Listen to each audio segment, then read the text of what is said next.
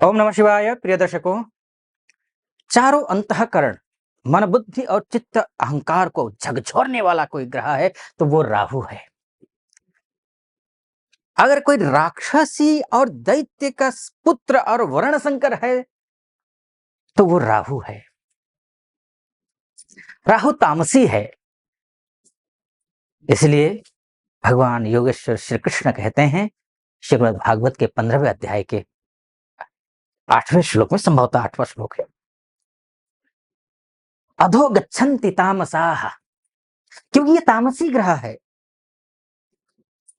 अब मनुस्मृति इत्यादि को हम पढ़ते हैं तो तामसी वो व्यक्ति होता है जो धर्म कर्म पूजा पाठ नहीं करते हैं, वो तामसी होते हैं। जो इनका आचार विचार व्यवहार संस्कार अच्छे नहीं होते वो तामसी होते हैं। लेकिन वहीं पर श्रीमद् भागवत गीता की बात करें या फिर हम वेद उपनिषद की बात करें तो वहां पर बात आती है कि जहां अज्ञानता है वो तामसी है। अगर आप अपने क्षेत्र में अज्ञानी हैं, उस अज्ञानता की वजह से दुखी हैं, तो आप तामसी हैं। और शास्त्र कहता है अधो गच्छन्ति तामसा, और यही राहु आपके राशि में बैठा है। आप सोच रहे होंगे कि आचार्य जी ने इतनी भूमिका बना ली, बनाई किस लिए? तो मैं ये इसलिए भूमिका बना रहा हूं क्योंकि आप कुंभ राशि वाले हैं और कुंभ राशि में ही राहु बैठे हैं। और जैसे कि मैंने कहा कि राहु केतु शनि ये सब ग्रह तामसी होते हैं और शनि आपकी राशि के स्वामी हैं। तो इस इतना एक बात गांठ बांध कर रख लीजिए कि आपको तमस प्रवृत्ति से निकलना है। तमस प्रवृत्ति क्या है? तमस प्रवृत्ति ये है कि आप अपने क्षेत्र में के विताज बादशाह अगर बनना चाहते हैं, ज्ञान अर्जन कीजिए।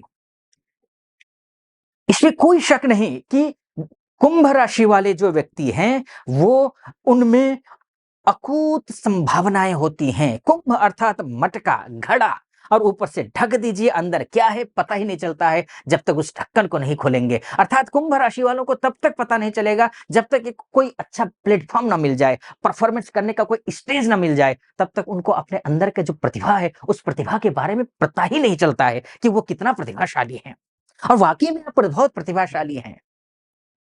और आपकी राशि में ही राहु आकर के बैठे हैं। कब से आकर बैठे हैं? ये बैठे हैं बैठ रहे हैं 18 मई 2025 से लेकर के 5 दिसंबर 2026 के बीच में 1.5 साल तक राहु यहीं बैठेंगे। बहुत कुछ हलचल करवाने वाले हैं। क्या कुछ करवाने वाले हैं और विस्तार से जानते हैं। आइए, सबसे पहले ये समझना होगा कि राहु क्या है। मैंने राहु कहा, बहुत कुछ राहु के बारे में, तामसी ग्रह है इत्यादि कहा है। अधो गच्छन्ति तामसा का अर्थ मैंने नहीं बताया ना, श्रीमद् भागवत गीता में जो लिखा है। अर्थ ये होता है कि देखिए, अगर आप जिस राशि में राहु बैठा है, स्वाभाविक रूप से तमस प्रवृत्ति आपके ऊपर हावी करवा देगा ये। यानी कि आपके पढ़ाई में मन नहीं लगना, नॉलेज में मन नहीं लगना, अच्छे ज्ञानी लोगों से के बीच में उठना बैठना पसंद ना आना, बल्कि आप इसके विपरीत ऐसे लोगों के साथ में उठना बैठना ये करवाएगा जो कि व्यवहार से, आचार विचार से अच्छे नहीं है, जिनके खान पान पर नियंत्रण नहीं है, अर्थात वो तामसी भोजन का सेवन करते हैं, तामसी बोलते हैं, तामसी उनकी भाषा है। संपूर्ण संसार 3 गुणों से ही बना हुआ है। रजस, माफ कीजिए, सत्व, रजस और तमस। सत्वगुण, रजोगुण, तमोगुण। रजोगुण आपका पिछला जन्म में रहा होगा, इसलिए इस जन्म में आप फिर से जन्म लिए हैं मनुष्य रूप में, इच्छा पूर्ति के लिए। वो अलग बात हो जाएगी, विषयांतर हो जाऊंगा। तो यहाँ आपके लिए ये राहु क्या फल देने वाला है इन 1.5 सालों में? तो ये राहु सब कुछ देगा। कलयुग में राहु से बेहतर देने वाला कोई ग्रह है ही नहीं, ये मानकर चलिए। लग्न में आकर के बैठा है, राशि में आकर के बैठा है, तो फिर चाहिए क्या? बस एक ही चीज का ध्यान रखना है, ओवर कॉन्फिडेंट नहीं होना है, तामसी नहीं होना है, ऐसे लोगों से दूर रहना है। बस इतना अगर करेंगे तो क्या क्या फायदे होंगे ये आप समझ लीजिए। अगर ये नहीं करेंगे तो क्या क्या नुकसान होंगे ये भी बताऊंगा। अगर ये दोनों सामंजस्य बैठाने में आप असफल रहते हैं तो भाई कौन सा उपाय करें जिसकी वजह से ये आप एक तारतम्य, एक संतुलन बैठा सके, वो भी मैं बताऊंगा। तो आइए ये समझते हैं। सबसे पहले, अगर आपका व्यवहार अच्छा रहा, आप रजोगुणी और सत्वगुणी रहे, तो फल क्या मिलेगा ये समझ लीजिए। फल ये कि राहु अकूत देता है, जो भी देता है छप्पर फाड़ कर देता है। जब राशि में आकर के बैठ जाता है तो अकूत देता है, बस मस्तिष्क को भटका देता है। आप खींच के ले आए अगर मस्तिष्क, तो क्या फल देगा? स्वास्थ्य, थोड़ा बहुत विघ्न बाधाओं के साथ में, यानी कि थोड़ी बहुत गड़बड़ी चल रही है स्वास्थ्य को लेकर के, लेकिन फिर भी स्वास्थ्य ठीक रहेगा। ऐसी स्थिति नहीं आएगी कि हॉस्पिटलाइज्ड होना पड़े। थोड़ी सावधानी बरतनी है। सावधानी, चूंकि ध्यान रखिएगा हर एक चीज में मैं ये बोलूंगा टी एंड सी, यानी कि टर्म्स एंड कंडीशंस। अगर आप नहीं सात्विक है, नहीं राजसी हैं, तो काम मामला खत्म है। वो हैं तो आप समझ लीजिए स्वास्थ्य के दृष्टिकोण से ठीक होंगे आप। ऐसे लोगों से आपका उठना बैठना होगा जो कि चाहे साम दाम दंड भेद सभी नीतियां अपना करके वो कुछ अचीव करना चाहते हैं, उनके संगत में आएंगे। आप अपने अपने जो भी अपना अधिकार है उस अधिकार को प्राप्त कर लेंगे, चाहे नौकरी में हो चाहे बिजनेस में हो। आप अपने अधिकार को आप पाएंगे। प्रमोशन के आप हकदार हैं, प्रमोशन होगा।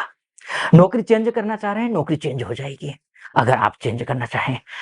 अगर आप चाहते हैं कि कहीं विवाह इत्यादि के लिए विघ्न बाधाएं, चूंकि सब में आएंगी, ध्यान रखिएगा सब में विघ्न बाधाएं आएंगी, लेकिन मैं टर्म्स ऑफ कंडीशन के साथ, मैं शायद तीसरी या चौथी बार ये बात दोहरा रहा हूं। मैं इसलिए दोहरा रहा हूं क्योंकि उसके बिना ये जो मैं बोल रहा हूं वो मिथ्या है।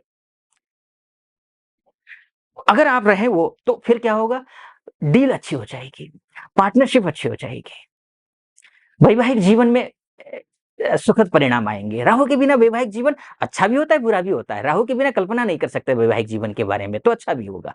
हाँ, ये जरूर हो सकता है कि गलतफहमियां पैदा हो सकती हैं, लव लाइफ में गलतफहमी पैदा होंगी। विद्यार्थी वर्ग के लिए थोड़ा सा ओवर कॉन्फिडेंट करवा देगा। संतान प्राप्ति का प्रयास कर रहे हैं तो सावधानी बरतनी है आपको, अगर बरतनी है। अगर इतना बरत लेते हैं तो और सात्विक रहते हैं तो इन चीजों में आपके लिए लाभदायक है। यहां से भाग्य स्थान को भी राहु देख रहा है। भाग्य स्थान को देखने का मतलब यह है कि आपने कर्म अच्छे किए तो भाग्य आपका साथ देता हुआ दिखाई दे रहा है। आगे क्या कुछ होगा इसको मैं बताऊं, इससे पहले एक निवेदन करना चाहूंगा आपसे। यहां तक पहुंचे हैं और मेरा विश्लेषण आपको सटीक लग रहा हो तो चैनल को सब्सक्राइब, वीडियो को लाइक और कमेंट बॉक्स में जाकर के महादेव का भक्त हूं, कृपा आप पर बनी रहे, इसलिए हर हर महादेव कमेंट बॉक्स में नीचे लिख दीजिएगा। 11 बार 21 बार जो श्रद्धा बने आप लिख दीजिए। चलिए आइए फिर से विषय पर आता हूं। तो राहु यहाँ की मैं बात कर रहा था। राहु कोई खगोलीय पिंड नहीं है, भौतिक ग्रह नहीं है, भौतिक चीज नहीं है, यानी कि कोई दिखने वाला नहीं है, छाया है। ये राशि शनि का जैसा फल देगा। ये शनि कहाँ बैठे हैं, शनि बैठे हैं आपके यहां आकर के द्वितीय भाव में, यानी कि धन भाव में बैठे, पैसा देगा, वाणी को अच्छा करवाएगा। शनि के भाव में पैसा देगा। पैतृक संपत्ति को लेकर के कहीं कोई विवाद चल रहा हो तो ये इसको सुलझाने की कोशिश करेगा। साथ में ये भी ध्यान रखिएगा पराजय का भी स्वामी है ये शनि, लेकिन कोई भी कार्य करवाएगा बिना विघ्न बाधा के इन 1.5 सालों में नहीं करवाएगा। सब कुछ निर्भर करता है, ध्यान रखिएगा ये 1.5 साल आपका पास्ट कैसा रहा है, उस पास्ट में ही छुपा है भविष्य का परिणाम, उसी पास्ट में छुपा है। शनि की राशि में बैठा है, ध्यान रखिएगा। कर्म को देने वाला फल नहीं देता है, परिणाम देता है। ये जो आपने किया उसका परिणाम, ये राहु वही फल देगा। राहु शुभ करेगा, अच्छा करेगा, उपाय समझ लीजिए। तो ध्यान रखिएगा, अच्छा अगर आप अच्छे हैं, आचार्य विचार अच्छे तो अच्छा ही फल देगा, बुरे हैं तो बुरा ही फल देगा, इन निश्चित है। उपाय समझ लीजिए। सबसे पहले आपको 1.25 मीटर काला कपड़ा लेना है। उस काले कपड़े में 1 नारियल रखना है, 1.25 किलो उड़द की दाल रखनी है, 1 या 11 रांगे के सिक्के रखने हैं, 2 कील रखना है। इसको पोटली में बांध करके, उसी काले कपड़े में बांध करके अपने सिर के ऊपर से एंटी क्लॉकवाइज 11 बार घुमा करके शाम के समय, शाम को 4 से 6 के बीच में बहते हुए नदी में प्रवाहित कर दीजिए। प्रवाहित करते समय ओम भ्राम भ्रीम भ्रौम सह राहवे नमः इस मंत्र का जाप कर लीजिए। एक तो ये उपाय हुआ, सबसे अच्छा उपाय, बहुत बढ़िया उपाय है। इसके साथ में दूसरा उपाय ये हो सकता है कि एक आप बांस की टोकरी लीजिए, काले कपड़े से उसको कवर कर दीजिए अंदर से, उसमें चने रखिए 1.25 किलो या फिर थोड़ा सा 1.25 पाव जो भी हो। उसके बाद जाकर के, या फिर चने रखिए, चने उपलब्ध नहीं तो उड़द की जो दाल होती है ये, या फिर 7 प्रकार के अनाज, साबुत अनाज आप रख सकते हैं, उसमें थोड़ा थोड़ा रख लीजिए।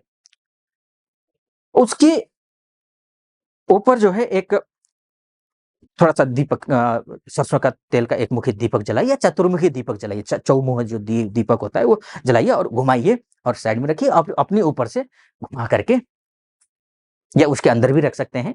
वो जो सप्तधान्य है, 7 प्रकार के आपने जो अनाज रखे, उसके ऊपर भी रख सकते हैं और अपने ऊपर से 11 बार प्रदक्षिणा करके ऐसी जगह ले जा करके आप उसको छोड़ दीजिए, जहाँ सुनसान है, कोई आता-जाता नहीं है या फिर चौराहा हो, वहाँ छोड़ दीजिए। और आइए, घर में आइए, कपड़े उतारिए, सीधे बाथरूम में जाइए, कपड़े उतारिए, नहा लीजिए, पवित्र होइए गंगा जल से नहा करके फिर आइए, आराम से बैठिए, सुकून से बैठिए। आपने बहुत बड़ा काम कर दिया, ये समझ लीजिए। लेकिन ध्यान रखना, अगर किसी के साथ में कहीं कुछ आपने गड़बड़ किया है, प्रायश्चित कर लीजिए, ठीक रहेगा। खैर, ये मैं मोटा-मोटी तौर पर आपको बताने की कोशिश की कि ये ग्रह अर्थात राहु यहाँ जाएगा तो ये फल देगा। अब आप अपने बारे में जानना चाहते हैं क्योंकि आपकी कुंडली ही सब कुछ है, दर्पण है आपकी कुंडली। ये तो मोटा-मोटी तौर पर है कि राहु यहाँ जाएगा तो ये फल देगा, लेकिन आपकी कुंडली में राहु की क्या स्थिति है, ये मायने रखता है। आप अपने विस्तार से जानना चाहते हैं, तो नीचे नंबर है, उस नंबर पे कॉल कीजिए, मेरी टीम से बात कीजिए, टीम से बात करके अपॉइंटमेंट ले लीजिए, मैं स्वयं आपकी कुंडली का विश्लेषण करूँगा। आप खुश रहें, प्रसन्न रहें, महादेव की कृपा आप पर बनी रहे, ऐसी मेरी कामना। सटीक लगा हो, सब्सक्राइब, लाइक और कमेंट ज़रूर कर दीजिएगा। फिलहाल अनुमति चाहूँगा। ओम नमः शिवाय।